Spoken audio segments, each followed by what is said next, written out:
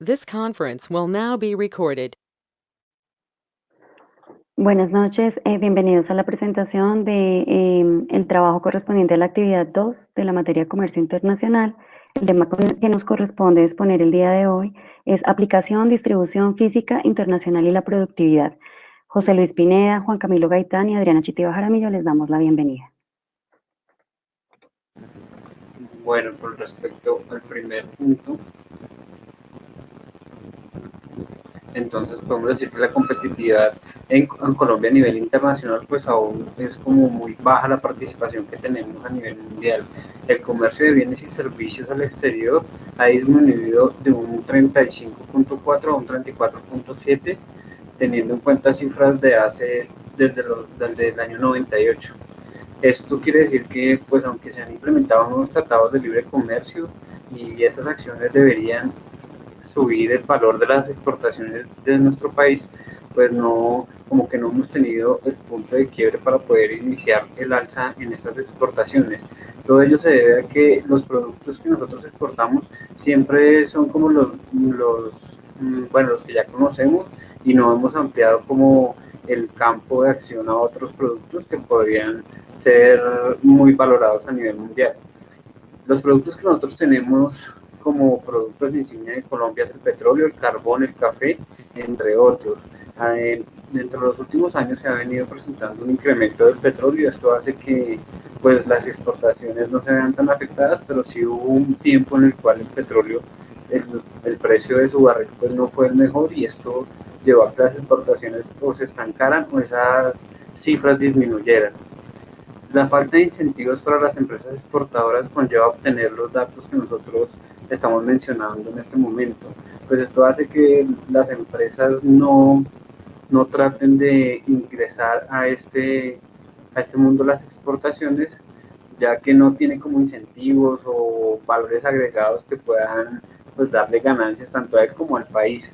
Pues es de tener en cuenta que con respecto al Producto Interno Bruto que se maneja, con el cual se mide las exportaciones de nuestro país, pues Colombia únicamente supera a Brasil y Argentina dentro de los países como más exportadores a nivel Sudamérica.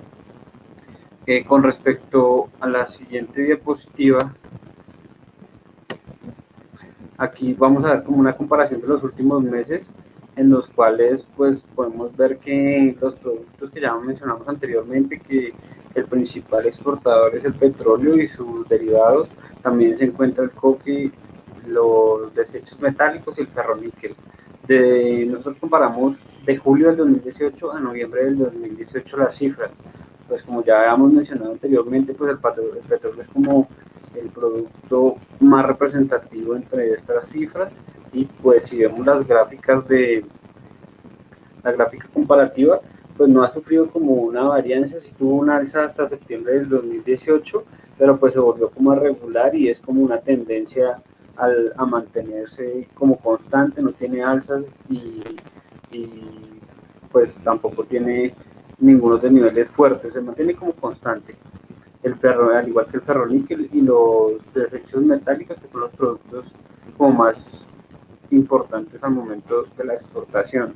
Hay que tener en cuenta que en la exportación del café, pues Colombia es el tercer país después de Indonesia, creo, pero pues al igual que el petróleo, pues se mantiene constante, no hay como un alza entre las exportaciones que nosotros manejamos. Esto en cuanto al primer punto del taller. Ya damos paso a nuestro compañero.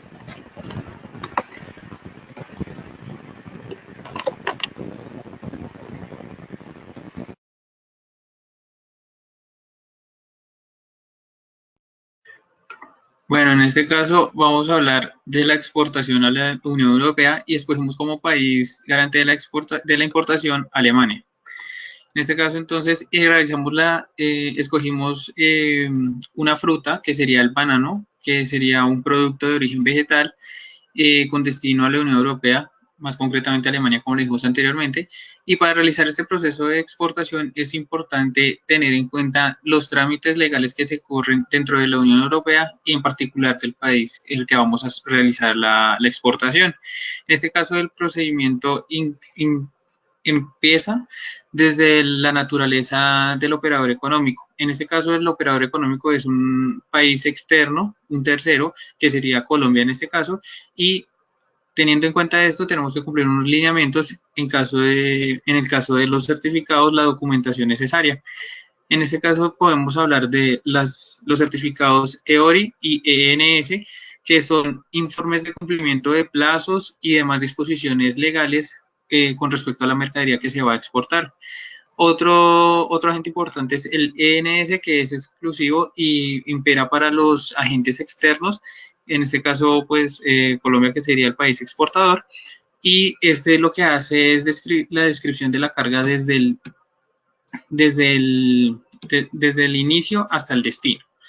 Luego tenemos, según el régimen comercial, entonces tenemos unas medidas de vigilancia, límites cuantitativos y medidas de salvaguardia que imperan dentro de la Unión Europea.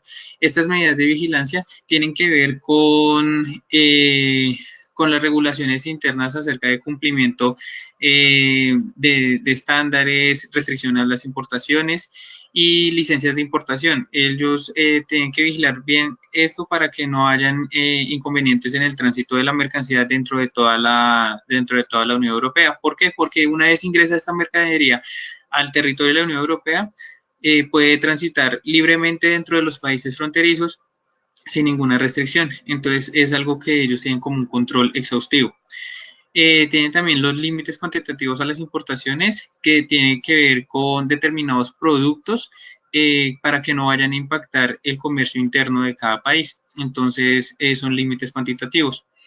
Ya en cuanto a productos agrícolas, hay unas clasificaciones en cuanto a certificados y estos certificados tienen que ver con la sanidad, los flujos comerciales. Los flujos comerciales podríamos describirlos como la trazabilidad comercial que ha tenido todo el producto durante la cadena. Tenemos también certificados de fitosanitarios. La inscripción en registro es importante porque esta inscripción en registro habla acerca de la naturaleza del agente importador dentro del país garante, donde va a llegar la mercancía.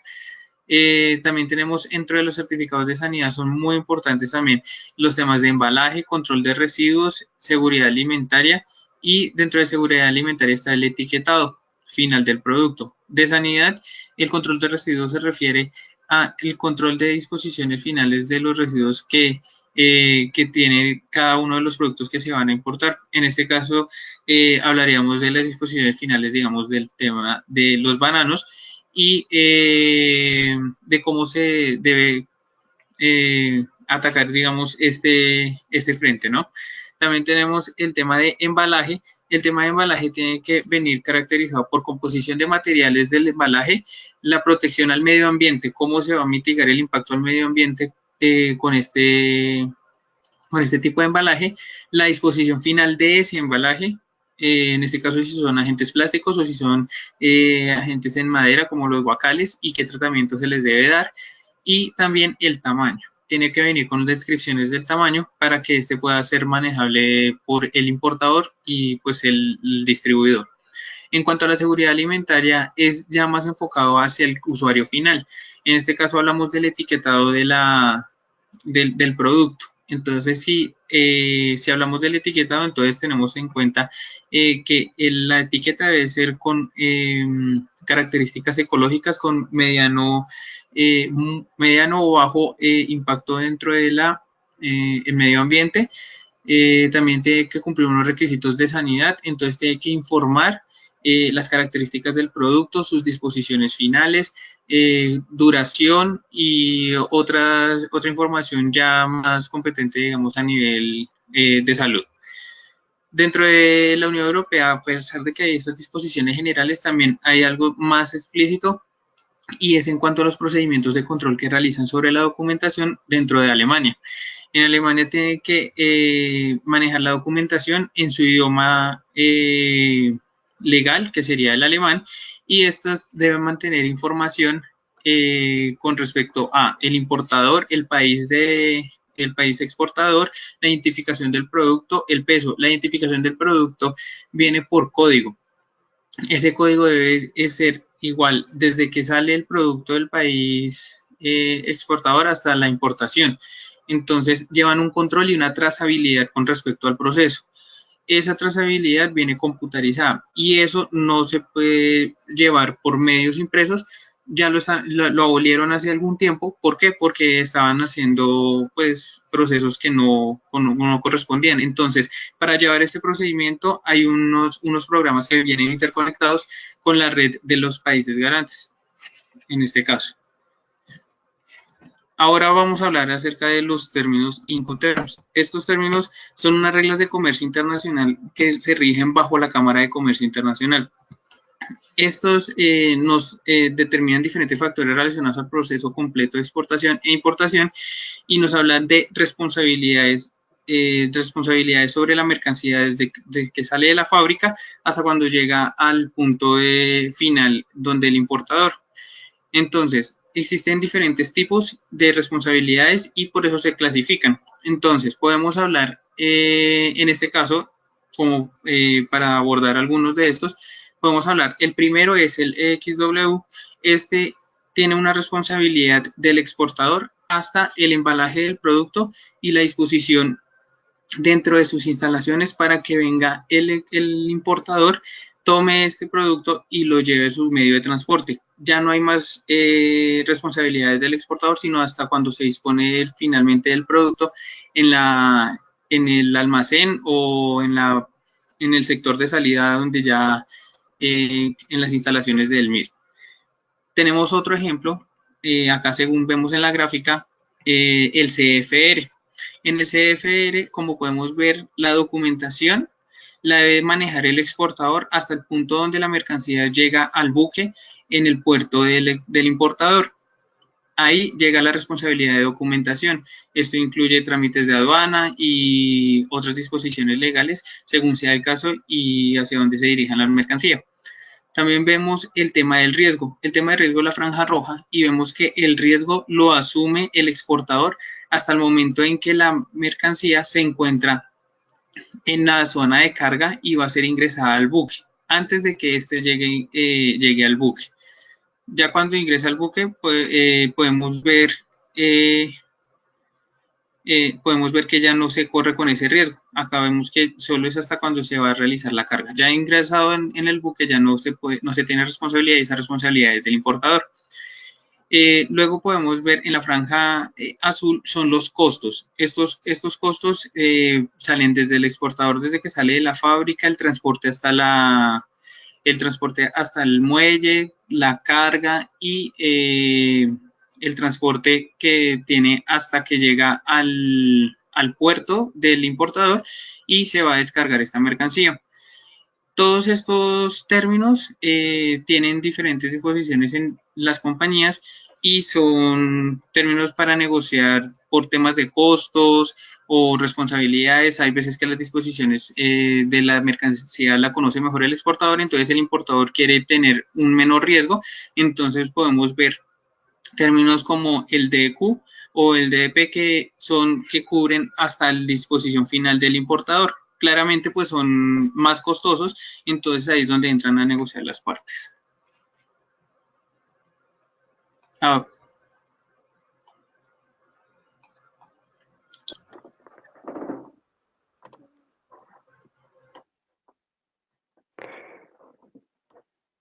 Listo, bueno, finalmente como parte de este trabajo vamos a revisar el análisis acerca de las implicaciones en el comercio internacional de la eliminación de los 3 ceros en el peso colombiano. Bueno, como todos sabemos, esa eliminación de los 3 ceros en el peso colombiano es una iniciativa del gobierno que arrancó aproximadamente en el año 2000, es decir, es un proyecto que ha estado latente durante todos estos años y varias veces se ha hundido en el Congreso y ya vamos a ver algunas de las causas. Bueno, el propósito del gobierno, en principio, se habla de simplificar el manejo monetario en la contabilidad y en las cifras fiscales. que es como el principal argumento que se tiene, pues considerando que las cifras en Colombia comparadas con otros países pues, suenan abrumadoramente grandes porque nosotros hablamos en miles de millones de pesos, mientras que en otros países pues las cifras que se manejan son más pequeñas. Recientemente también el fiscal general de la Nación habló de que la medida podía ser útil para evitar la liberación del dinero ilícito que se encuentra guardado en caletas. Y por otro lado, el Banco de la República ha argumentado que esta medida facilita las transacciones y equipara la unidad monetaria con estándares internacionales. Respecto a las desventajas y, digamos, aspectos en contra que se han argumentado frente a este proyecto, pues tenemos primeramente que el proyecto tiene un costo excesivo, en primer lugar por el cambio de billetes. En este momento se está hablando de una cifra de 880.000 millones de pesos que le costaría al Banco de la República realizar todo el cambio de los billetes que actualmente están en circulación, y adicionalmente debe sumarse un importante dinero para campañas educativas dirigidas a los ciudadanos, pues para poder hacer un proceso de transición que de hecho tomaría entre 3 y 4 años, el proceso para que quedáramos con una única moneda circulando. Y adicionalmente se van a requerir realizar ajustes en la banca, en el sector bancario y también en el sector privado, específicamente inversiones en software para ajustar los sistemas contables y los sistemas financieros para que puedan funcionar con menos dígitos de los que actualmente se llevan. En cuanto, vale aquí la pena mencionar en cuanto al argumento del fiscal general, que menciona la capacidad de esta medida para evitar liberación de dinero ilícito que se encuentra encaletado, pues muchos analistas han dicho con toda la razón que esto es una medida que no va a ser eficaz para eso, en primer lugar porque mucho del dinero ilícito que se encuentra guardado no está en pesos colombianos, sino en dólares o en euros, o muchas veces incluso en lingotes de oro. Y de otra parte, pues siempre que se establece una medida legal para luchar contra el crimen o contra este tipo de actividades ilícitas, pues siempre se encuentra la manera de hacerle la trampa. Adicionalmente, otra de las desventajas es que esta medida genera mucha preocupación en los comerciantes y en el público en general. En primer lugar, porque se tiende a pensar que si se va a disminuir las cifras, que si se va a reducir los ceros, entonces el precio de los productos y el precio de las cosas puede redondearse por encima y esto nos va a generar un encarecimiento que, si bien muchos dicen que es momentáneo, pues de todas maneras va a haber un tema ahí de encarecimiento de los productos en el mercado en general. Y adicionalmente, esta ha sido una medida adoptada por otros países como Argentina, Perú, Brasil y otros países en Europa hace algún tiempo, y generalmente se entiende como una medida adoptada por países que se encuentran en procesos de hiperinflación. Esa no es la situación de Colombia. Colombia incluso pues ha reportado una estabilidad de la moneda y se ha revaluado el peso en los últimos años. Por tanto, el gobierno del presidente Duque considera que no es una medida prioritaria, no es prioridad dentro de su agenda, y para él es muy importante precisamente la preocupación que han manifestado los comerciantes al respecto. Bueno, en cuanto a las implicaciones para el comercio internacional que tendría la eliminación de esos 3 ceros en el peso colombiano, varios de los economistas que se consultaron como fuentes de información para este trabajo consideran que este cambio es simplemente un aspecto nominal, que el valor monetario no se traduce es decir, en el valor nominal que está escrito en las monedas o en los billetes, sino en la capacidad de compra, en la capacidad adquisitiva que nos da el dinero. Adicionalmente, en cuanto al argumento del Banco de la República, que dice que pues, esto es para equiparar la moneda con los estándares internacionales, los estudiosos afirman que la globalización de la economía no se genera tanto por el valor monetario, es decir, por la nominación del dinero, sino por el fortalecimiento de los mercados de capitales, por fortalecer las instituciones dentro de un país y por brindar garantías a los empresarios. Por tanto, el ajuste de la nominación de la moneda no tiene efectos devaluativos ni revaluativos en el peso, es decir, que quitarle los 3 ceros ni nos ayuda a que la capacidad adquisitiva del peso colombiano aumente, ni tampoco le resta. No se genera ningún impacto en la relación de apreciación o depreciación del tipo de cambio, es decir, que la capacidad en el intercambio de divisas y la tasa de cambio pues tampoco se va a ver afectada. La tasa de cambio permanece en las mismas proporciones y por tanto podemos concluir que esa eliminación de los 3 ceros en el peso colombiano pues no está teniendo implicaciones en el comercio internacional del país. Bueno, con esto hemos terminado nuestra presentación. Les damos muchas gracias y deseamos una buena noche.